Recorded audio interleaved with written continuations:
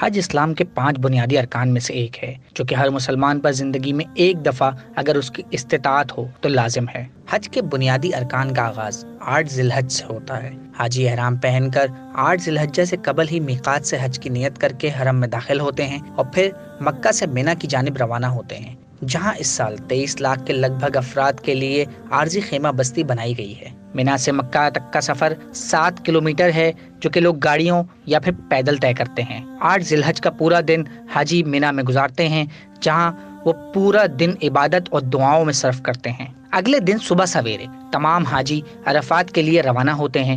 حاجی یہاں موجود جبل رحمت اور دیگر مقدس مقامات پر پورا دن عبادت اور دعاؤں میں گزارتے ہیں۔ جبل رحمت وہی مقدس پہاڑ ہے۔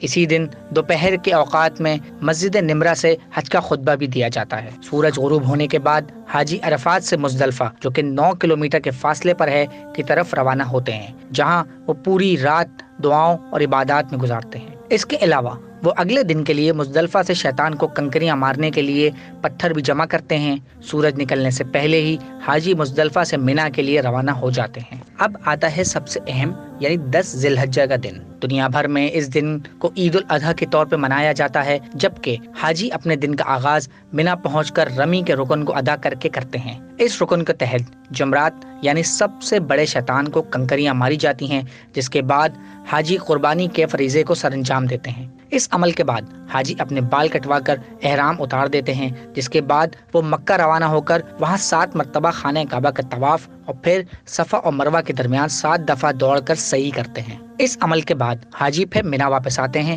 جہاں وہ چوتھا اور 5واں دن شیطان کو کنکریاں مارنے اور عبادات میں گزارتے ہیں۔ مینا میں اپنا وقت مکمل کرنے کے بعد حاجی مکہ میں الوداعی طواف کرتے ہیں۔ اس کے بعد حاجی یا تو مدینہ یا پھر اپنے ملکوں کو واپس روانہ ہو جاتے ہیں۔